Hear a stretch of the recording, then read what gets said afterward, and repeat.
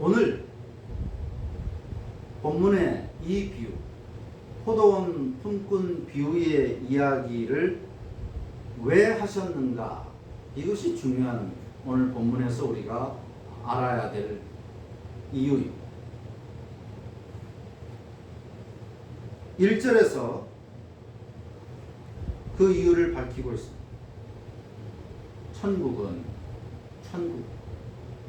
천국은 마치 품꾼을 얻어 포도원에 들여보내려고 이른 아침에 나간 집 주인과 같으니, 천국은 이런 곳이다 라고 하는 것을 설명하기 위해서 이 비유를 말씀하신 것입니다.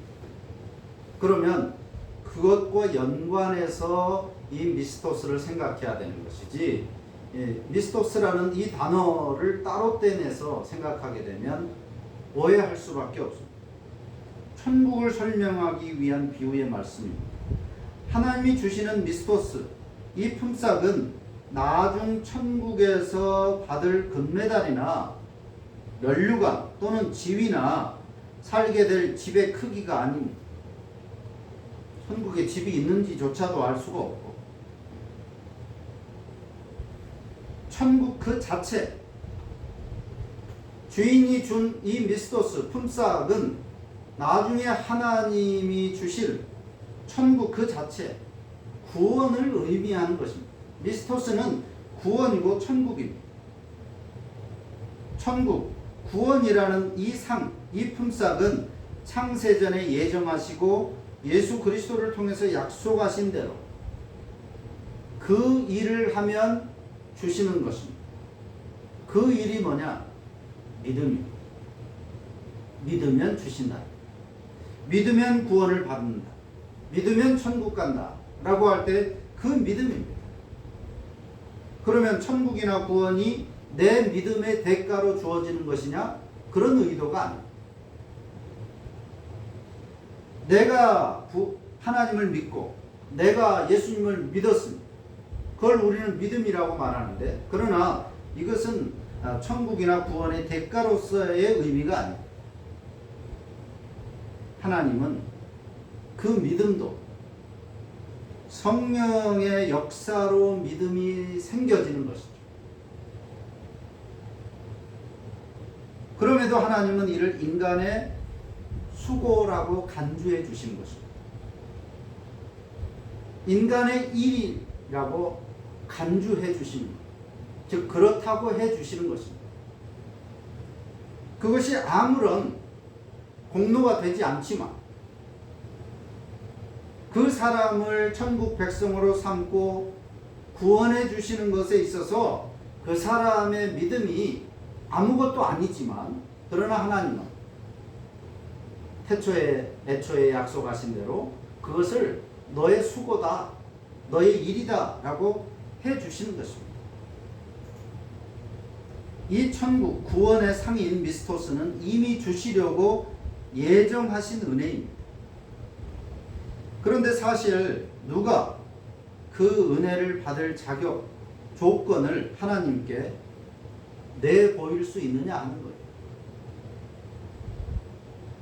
사실 모태신앙이나 죽을 때가 다 되어서 믿은 사람이나 그 믿음의 가치가 본질적으로 차이는 없습니다.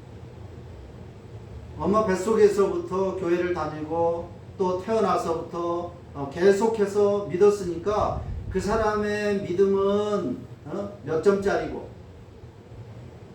죽기 몇 년 전에 혹은 몇 달 전에 믿고 죽은 사람의 그 믿음의 어떤 본질적인 차이가 구원을 받는 데 있어서 가치가 차이 없다는 것입니다.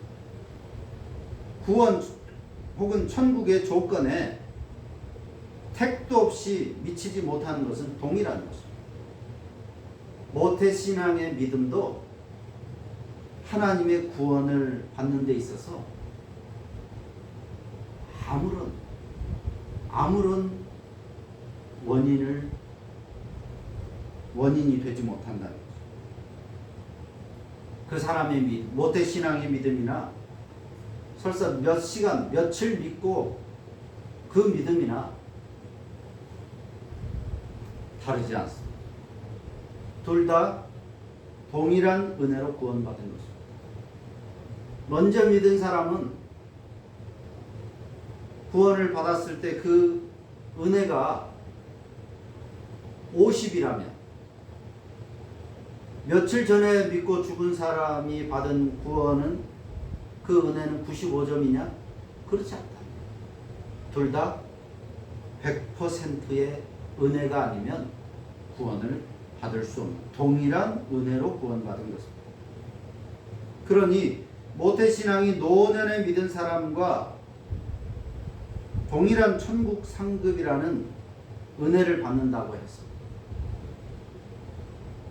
나는 몇십 년 동안을 믿었는데 겨우 몇 년, 며칠 믿고 나랑 똑같은 천국 백성이 된다 라고 억울해한다든지, 나도 내 마음대로 살다가 저 사람처럼 며칠 전에 믿을 걸, 내가 이 땅에서 평생 수고했던 믿음의 삶이 다 헛것이 아니냐, 괜히 열심히 이 신앙생활 했네, 대충 살아도 저렇게 구원받는데, 똑같은 구원을 받는데, 그렇게 불평할 수 없다는 것입니다. 일평생 동안 위대한 업적을 쌓은 바울이나 베드로나 또는 고백 한마디로 구원받은 예수님과 같이 십자가에 달렸었던 그 한편의 강도가 받은 미스토스, 천국 상급도 그 가치가 다르지 않은 것입니다. 바울도 100%의 하나님의 은혜로 구원받은 것이고, 그 강도도 100%의 은혜로 구원받은 것입니다. 미스토스의 가치는 다르지 않다. 이것이 성경이 가르치는 상급의 본질입니다. 인간에게 공로가 있는 것이 아니라 전적인 은혜에 기반합니다. 그래서 개털모자니 금멸유관이냐 하는 이런 말들은 잘못된 표현입니다.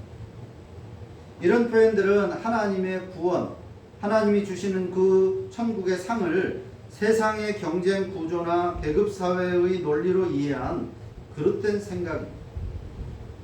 성경을 그저 국어사전적으로 이해하는 것입니다. 하나님 나라, 또 구원은 성과주의로 이해될 수 있는 것이 아닙니다. 이단 사이비들의 특징, 또 그런 비슷한 교회들은 차등이나 성과를 강조합니다. 메달의 색깔이 달라진다는 거예요. 네가 어떻게 하느냐에 따라서 나중 하나님께 받을 메달의 색깔이 달라진다. 천국에서 네가 살 집의 크기가 달라진다. 그런 식으로 말합니다. 그래야 사람들의 충성과 헌신을 끌어내고 또 그것을 계속 유지할 수 있기 때문입니다. 사실상 이들에게 메달은 영광스러운 것이 아닙니다. 목줄에 불과한 것입니다.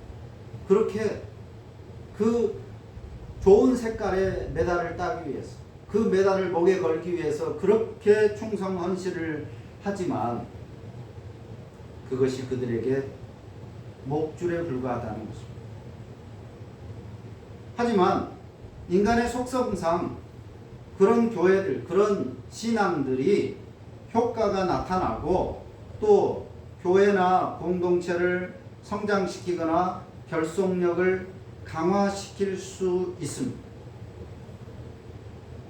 그러나 결과적으로는 하나님의 은혜를 약화시키는, 무력화시키는 사탄스러운 죄악이 되는 것입니다. 이 땅에서는 그것이 인간에게 먹힐 수 있지만, 그래서 큰 교회를 이룰 수 있고 큰 단체로 자랄 수는 있지만, 또 그 결속력이 아주 단단할 수 있지만, 충성스러운 일꾼들로 만들 수는 있지만, 그러나 그것은 하나님의 뜻과는 반하는 것입니다.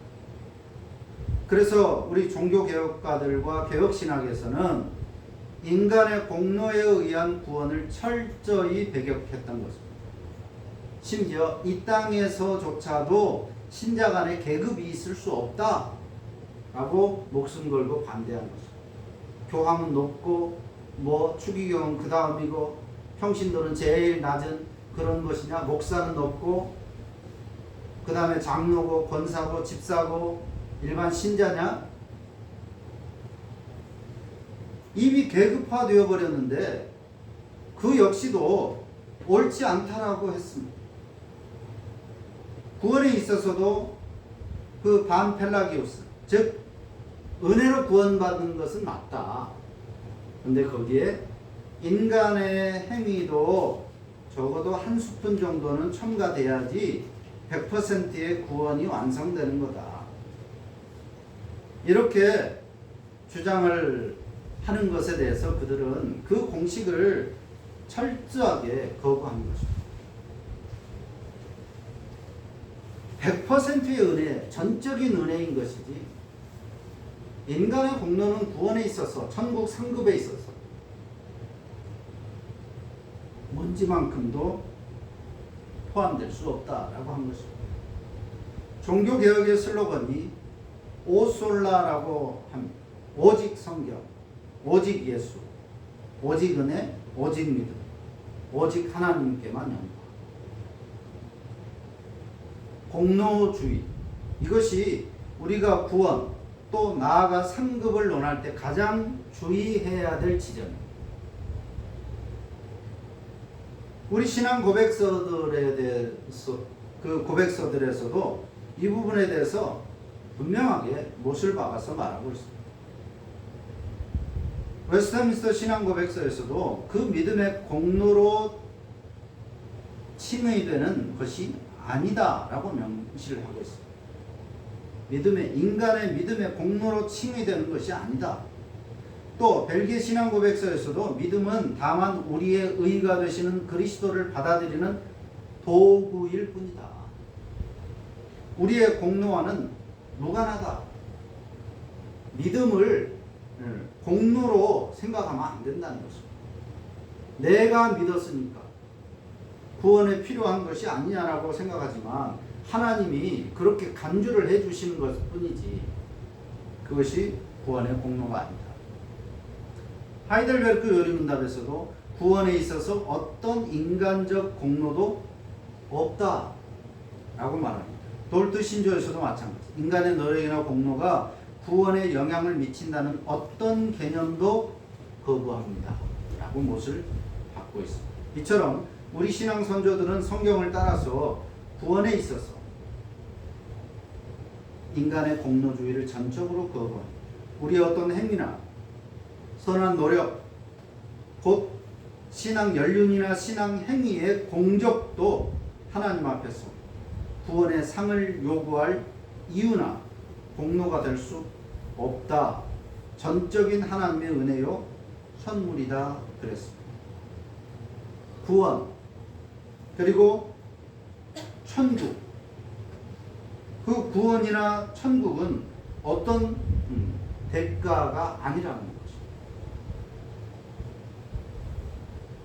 이 미스토스를 상으로 번역한, 오늘 본문에서는 훔삭스로 번역을 했는데 이 미스토스라는 단어를 상으로 번역한 신약 성경이 여러 구절들이 있습니다. 예를 들면 마태복음 5장 8복에서 기뻐하고 즐거워하라 하늘에서 너희의 상이 큼이라, 상이라고 말하고 있습니다.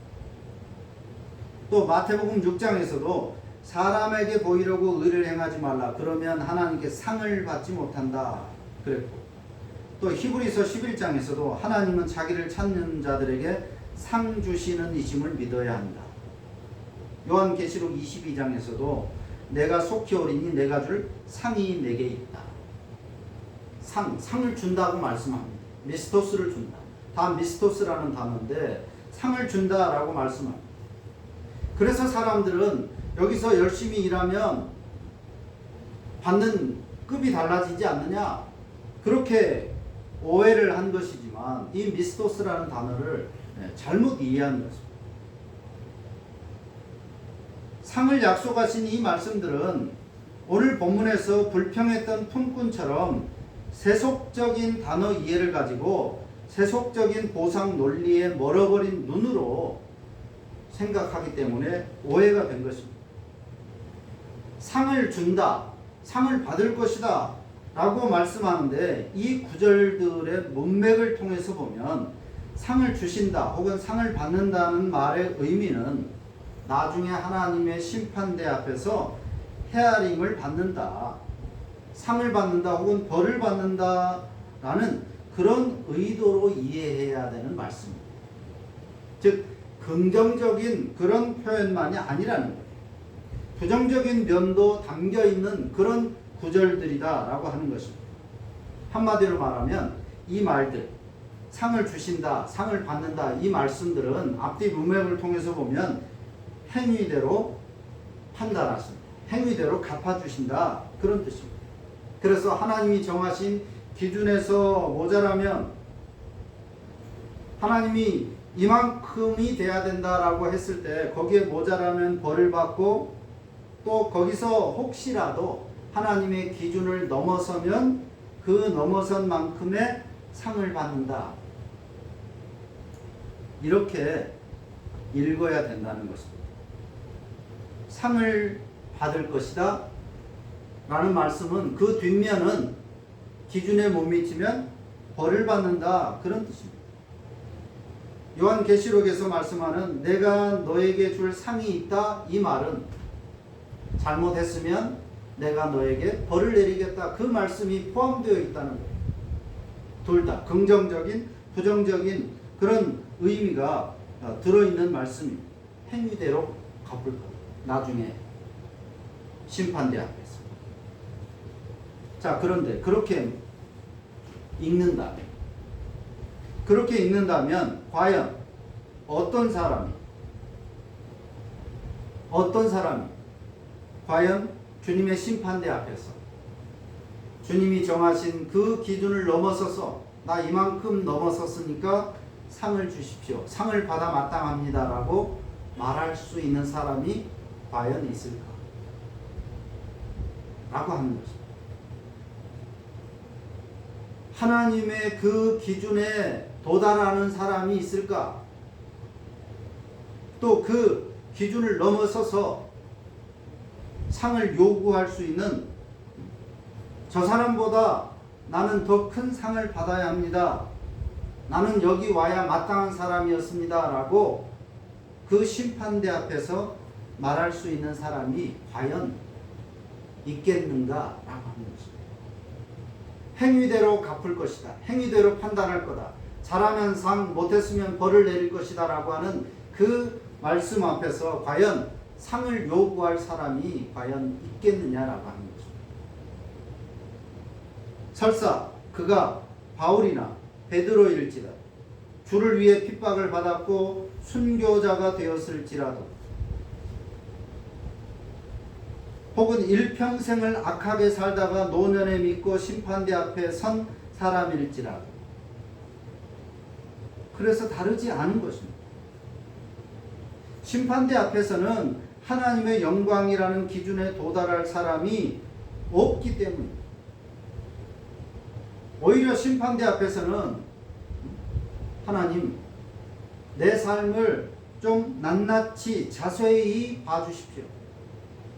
내가 얼마나 주님을 위해서 이런 희생도 당하고 저런 열심 충성했는지 좀 자세히 봐주십시오. 그리고 내게 상을 주십시오. 라고 말할 수 있는 사람이 있겠는가라고 하는 거예요.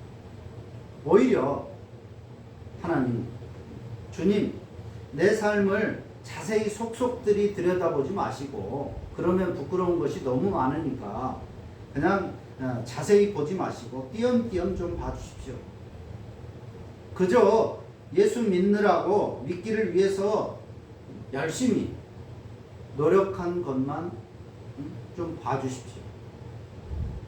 그래도 잘 못 믿었는데 주님께 만족될 것은 아닐 것 같지만 그래도 노력한 것만 봐주십시오라고 부탁을 해야 정상일 것입니다.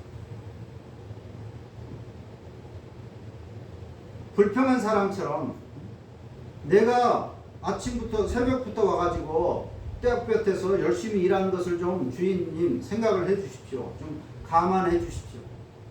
더 받을 자격이 있지 않겠습니까? 그렇게 나중에 주님의 심판대 앞에서 말할 수 있는 사람은 없다는 것입니다. 내가 저 사람 아는데 저 사람 대충 교회 다니는 사람이에요. 타협도 하고 때로는 엉뚱한 짓도 하고 하는 거 내가 잘합니다. 저 사람보다야 내가 훨씬 더 낫습니다. 그러니까 좀 자세히 보시고 좀 비교해서 저 사람보다는 더 좋은 상을, 좋은 미스토스를 좀 주셔야 되지 않겠습니까? 어떻게 같은 대우를 하십니까? 그렇게 과연 주님의 그 심판대 앞에서 말할 수 있는 사람이 있겠습니까? 없을 것입니다. 바울이라 할지라 베드로이라 할지라 그 누구도 하나님의 상, 이 미스토스의 은혜를 입은 모든 신자는 미스토토스로 불러주신 것에 감사하고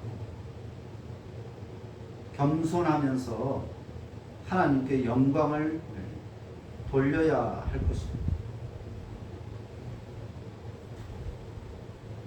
내가 더 열심히 해가지고 나중에 천국 가서 더 좋은 대우를 받아야지. 그런 것이 아니에요.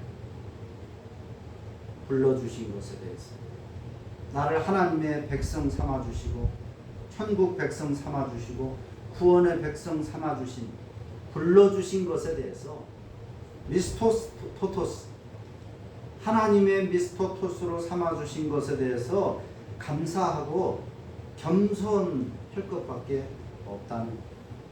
그리고 한 걸음 더 나아가서 오늘 우리 사회 구조 하에서는 금수저일 수도 있습니다. 뭐 부모를 선택해서 태어나는 게 아닙니다. 태어나 보니까 금수저일 수 있고 그래서 태어나서 재산을 가질 수도 있습니다. 아니면 다른 사람들보다 죽어라고 노력을 많이 해서 가질 수도 있고 또는 운이 좋으면 더 많이 가질 수도 있는 것이 오늘 사회 구조입니다. 그냥 별 생각 없이 사둔 땅이 껑충 뛸 수도 있는 거예요. 그냥 살려고 산 집이 엄청나게 값이 오를 수도 있는 거예요. 운이 좋을 수도 있습니다. 오늘 구조, 사회 구조로서. 그래서 부자가 있는 것이고 또 더 높은 지위를 가진 사람이 우리 사회에 있는 거예요. 모두가 동일하게 살지는 않습니다. 남보다 더 가진 사람이 있고 더 나은 지위에 있는 사람이 있을 수 있는 사회 구조입니다. 딱히 악한 짓을 하지 않았을지라도 태어나 보니까 아버지가 조국일 수도 있는 거예요. 그래서 남보다 더 가졌거나 더 나은 지위에 있다고 해서 나는 부정해서 그런 것이 아니고 내가 더 노력했다. 태어나 보니까 우리 부모가 그러더라. 아니면 운이 좋았다. 그러니까 이건 다 내 거다. 그래서 자신만을 위해서 그것을 쌓아두고 심지어 그것을 가지고 자신을 과시하려고 하고 마치 누가복음 12장이나 마태복음 15장에 나오는 것처럼 거한 잔치상을 누리고 나는 그럴 자격이 있으니까 그러면서 상 밑에 엎드려 있는 자기 개에게 부스러기를 떨어뜨려 주는 거죠. 그래도 나 혼자 다 먹지 않는다. 다른 사람들에게 조금씩 찔끔찔끔 나누는 것을 무슨 대단한 신앙인 양 고매한 인격을 가진 양 처신하는 그런 사람. 그런 신자의 구원, 그 사람의 천국은 이 땅으로 한정될 것입니다. 영원한 하나님 나라 백성이 될 수 없다는 것입니다. 비록 그가 부정한 방법으로 그 자리에 가지 않았고 누구를 억울하게 하거나 부정을 저질러서 그것을 가지지 않았을지라도 그것을 마치 본래부터 자기 것이냐, 그것을 누려도 당연한 것이냐, 그렇게 살아가는 신앙인이라면 그 사람의 천국은 이 땅에 불과할 것이다. 이 땅에 사는 동안 천국 사람처럼 그렇게 떵떵거리며 호화호식을 누리고 정작 하나님의 나라 천국은 갈 수 없다는 것입니다. 하나님의 부르심을 받은 사람에게 선행은 과시나 선심 쓰는 정도가 아니라 마치 호흡과 같은 당연한 것이어야 합니다. 교회에서든 사회에서든 자기가 속한 공동체 안에서 삶의 질의 격차를 줄여가려고 힘쓰는 것이 권리 나눔이 아니라고 하는 것입니다. 노블리스 오블리제에 마땅한 그 의무를 넘어서는 것입니다. 우리 신자에게. 그렇게 행하지 않을 때 심각한 범죄가 된다는 것입니다. 신자에게. 다시 말하지만 어떤 악행을 저지르지 않았음에도 불구하고 그것을 얻었고 열심히 피땀 흘려서 내가 노력을 해서 그 자리에 이르고 그것을 가졌다 할지라도 머리가 좋아서 수단이 좋아서 운이 좋아서 가졌다 할지라도 그것을 나누지 않으면 하나님의 이름으로 선행을 베풀지 않으면 그것은 심각한 죄라는 것입니다. 우리가 팔복을 통해서 복에 대한 올바른 이해가 천국과 연결되기 때문에 중요하다고 생각할 수 있었던 것처럼 이 상 혹은 상급의 본질에 대한 올바른 이해도 천국 구원과 직결되는 것이기 때문에 매우 중요한 사안입니다. 올바르게 상급에 대해서 이해하지 못하면 이것은 구원과 천국과 직결된다라고 합니다. 그래서 바로 알아야 하는 것입니다. 이 땅의 교회와 신자들이 하나님이 주시는 최고의 상, 하나님의 미스토스를 바로 이해해서 겸손하고 또 감사하는 그런 미스토토스로서의 삶을 살아야 합니다. 이것이 성경이 우리에게 가르치고 우리 개혁 신학의 선조들이 가르친 상 혹은 상급에 대한 1차적이고 본질적인 이해가